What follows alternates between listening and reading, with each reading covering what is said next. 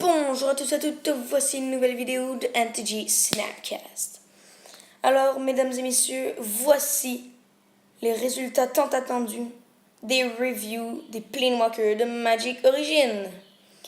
Alors, j'aimerais vous aviser que c'est la dernière vidéo des reviews de Magic Origin. Peut-être je vais faire d'autres reviews de Planewalker et on fera des résultats ensuite. Mais je crois que je vais prendre une pause des Planewalker parce que ça a pris beaucoup de temps pour analyser les Planewalker, pour vraiment comprendre leur synergie et leurs désavantages. Donc, passons tout de suite aux résultats. Alors, mesdames et messieurs, en 5e place, nous avons Gideon Battleforged. Et oui, ça a été un choix difficile, mais j'ai choisi Gideon comme étant le moins bon Planewalker parce que en moderne, il n'est tout simplement pas bon. En standard, il peut être viable, mais d'après moi, il n'a aucune chance d'avoir un bon deck, d'être inclus dans un bon deck parce que son plus 2 est pas nécessairement fort, surtout si l'ennemi a des grosses créatures. Ensuite, nous avons son plus 1 qui n'est pas si fort que ça. Il donne indestructible à une créature. Et son 0, Gideon devient une 4-4 avec indestructible. Ça reste un Planewalker. Et Gideon est vraisemblablement relativement difficile à transformer parce que il faut qu'il attaque avec 2 créatures et lui-même, qui est une 2-1.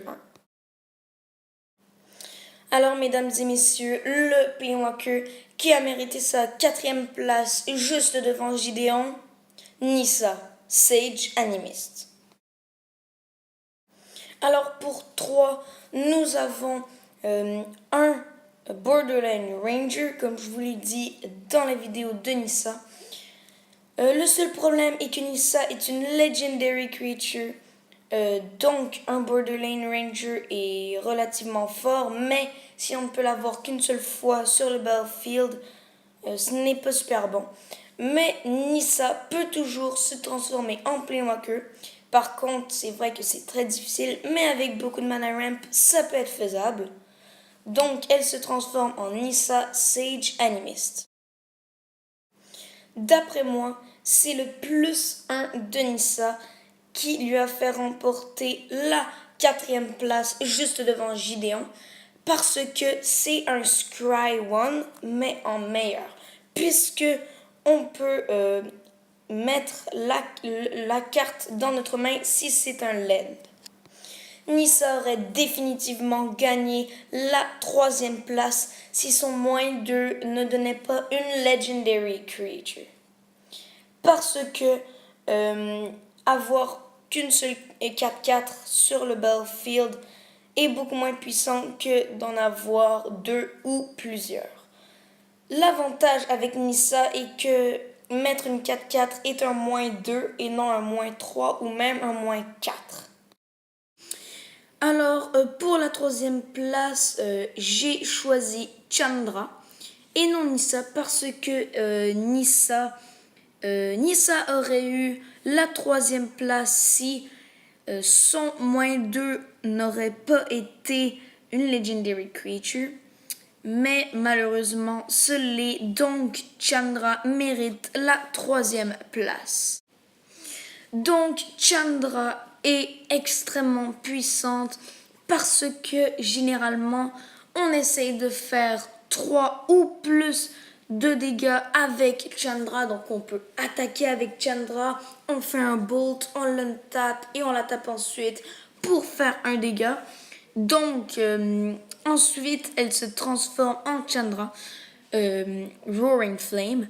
Et je trouve que Chandra Fire of Kaladesh est très forte et très facile à transformer. Mais je crois que Chandra aurait pu avoir la 2e place si ce n'était pas une Chandra, si vous voyez ce que je voulais dire.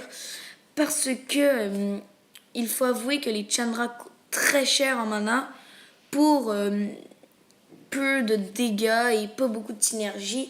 La majorité des Chandra sont comme ça. Donc le plus 1 de Chandra fait 2 dégâts à un player. Donc si ça aurait été un joueur, Chandra aurait, elle, certainement aussi mérité la deuxième place. Tandis que son moins 2 permet de faire 2 dégâts à une créature. Son moins 7 est très fort en Command 2 et surtout en standard, si on arrive à amener Chandra jusqu'au moins 7. Donc son moins 7 permet de faire 6 dégâts à chaque adversaire et chaque adversaire qui ont reçu des dégâts par cette manière, en fait, ont un emblème qui leur fait au début de leur upkeep 3 dégâts.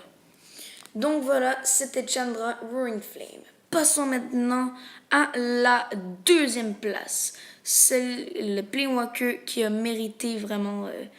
vraiment mérité la deuxième place parce que ça a été un choix difficile pour trouver la deuxième place et la première.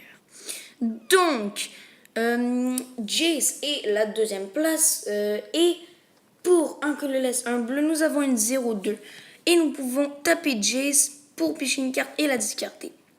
Donc, si nous avons 5 cartes ou plus dans le graveyard, on peut l'exiler et le transformer en Jace, Telepath Unbound.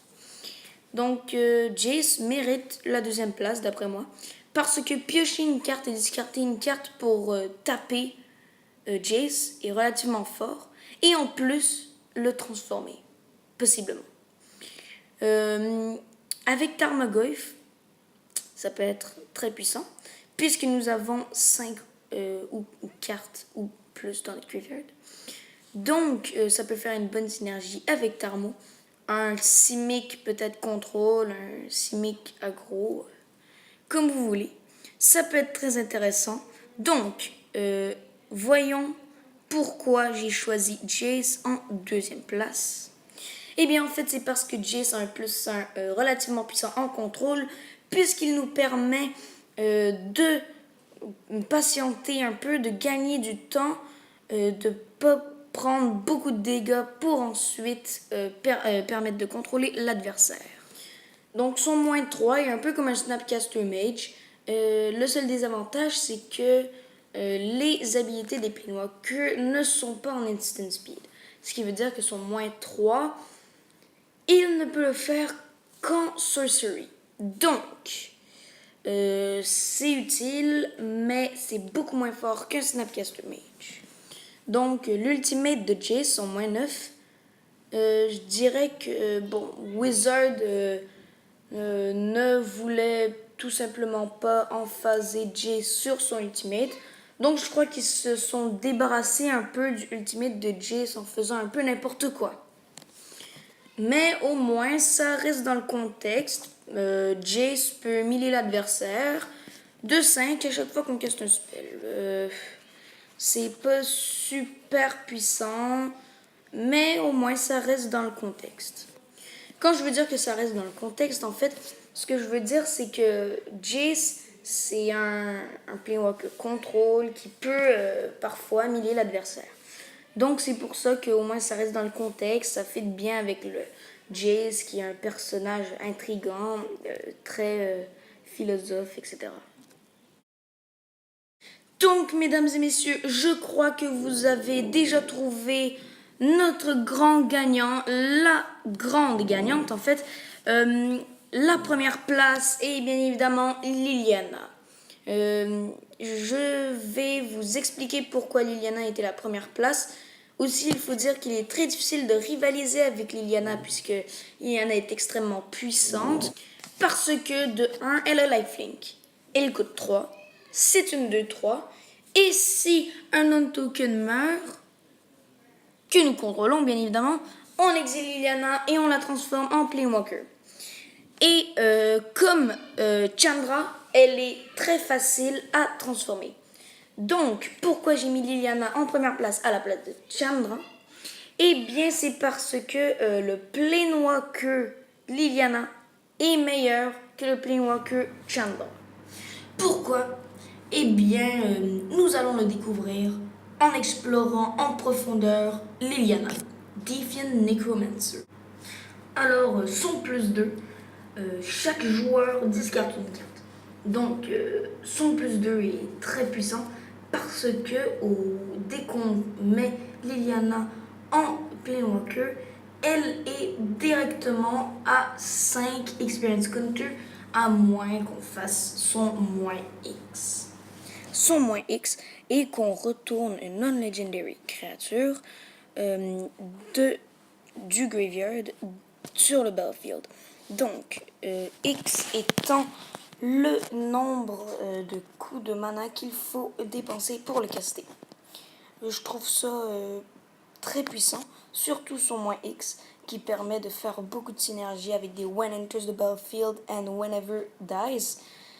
C'est pour ça que Liliana peut être très forte en Command 2 et aussi en moderne. Mais en moderne, le problème c'est son moins 8.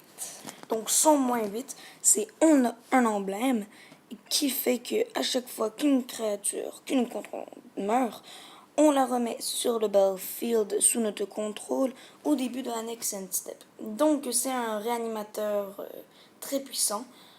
Et personnellement, j'ai rien à dire là-dessus, c'est presque parfait. Bon, c'est sûr que Liliana est un peu lente au début pour faire son moins 8, mais je crois que ça peut aller. Donc, mesdames et messieurs, c'était malheureusement la fin de cette vidéo.